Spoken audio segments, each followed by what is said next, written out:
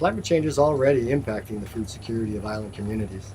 Extreme weather events, sea level rise threaten the crops that are important around the region, like taro and coconut. There's a lot that can be done in your communities, and you'll see some of those activities in the video you're about to watch. For centuries, local food crops in Micronesia and other Pacific islands have sustained our communities and defined much of our culture. Taro, breadfruit, yam, tapioca, and bananas are some of the important crops that keep our families healthy and strong. Our ancestors also faced storms, droughts, and extreme rains, which threatened these important food sources. However, many traditional farming and gardening methods were designed specifically to prevent damage to crops during these events. We would do this by planting crops among trees to reduce sunlight, strong wind, and rains. In some of our low-lying atoll communities, we built up land to plant taro in order to prevent saltwater flooding.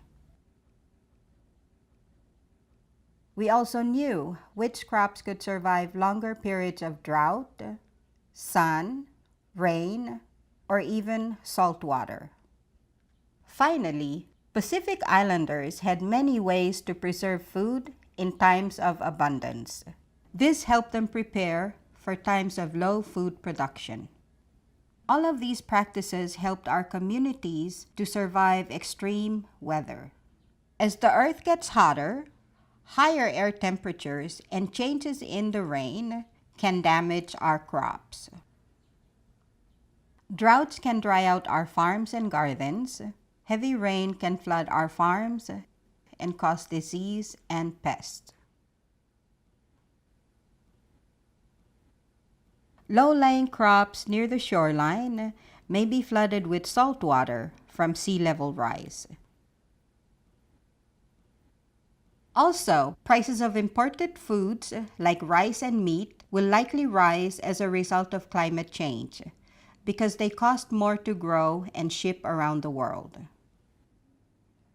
While climate change will impact our important food sources, island communities already have many ways to prepare for these changes and can take action now. Agriculture experts recommend the following. Look to your elders for traditional farming and gardening methods that were designed specifically to prevent damage to crops during extreme weather. Plant a variety of crops that can grow in different areas that are less affected by flooding or other extreme weather. For example, in addition to taro, plant bananas, papayas, new coconut trees, and potatoes. A variety of crops will also help prevent damage from insects.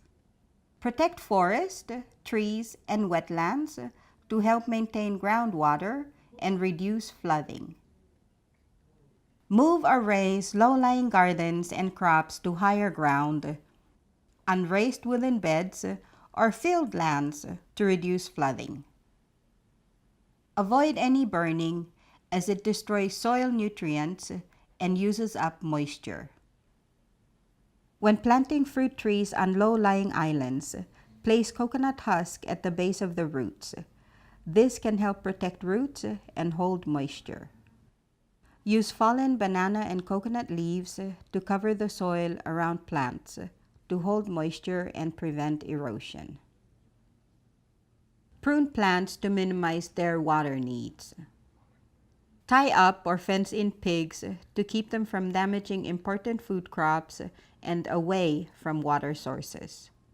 Use local crops that survived better in past extreme weather.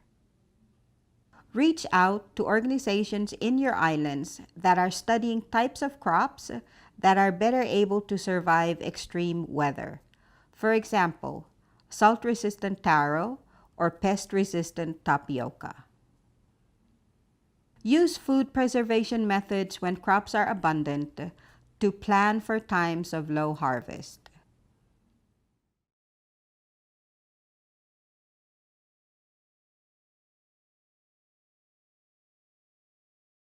My name is Trapkul Telle. I'm a horticulturist and I have horticulture section for the Bureau of Agriculture, stationed here at ADIC, that stands for Agricultural Development Support Center. The plants that we're trying to research in collaboration with the Palau Community College is taro and cassava. Those are the root crops it's a staple for Palauan people. And those research has been done in some of the varieties. Cassava has been thriving during wet and dry season, but taro is the one that it plays a part in our culture, and it's a thing that we need to put more research into. And then there's been development in trying to do some flat gate design to save the ones that are vulnerable to sea level rise.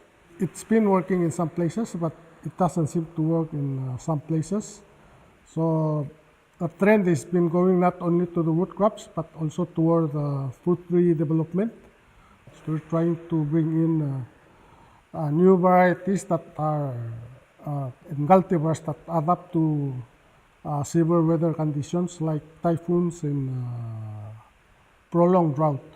So we've introduced the dwarf variety of breadfruit, and eventually in the future we're gonna bring in more fruit trees. As you see behind me there, we have some existing fruits that they tolerate the weather conditions in Palau, so we're trying to propagate that and disseminate it to the interested farmers, and then not only farmers, but to the schools and interested individuals. For people from low-lying states in Kayang, it's an advice to not to burn all the debris.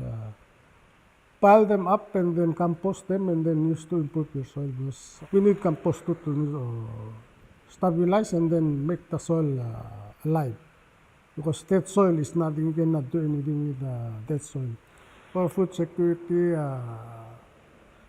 take only what you need and take care of your soil, and then make good use of water. Don't waste water.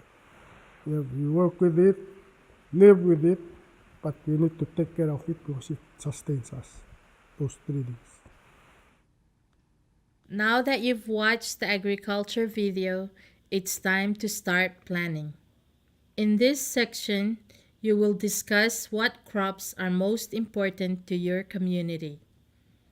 You will talk about any changes in weather or seasons you've noticed that are impacting your crops. You will also discuss any problems that may have caused your agriculture to decline. Finally, you will choose actions to address these problems. To do this, complete the agriculture section of your workbook. If you don't have a workbook, use the questions at the end of this video to guide your discussions.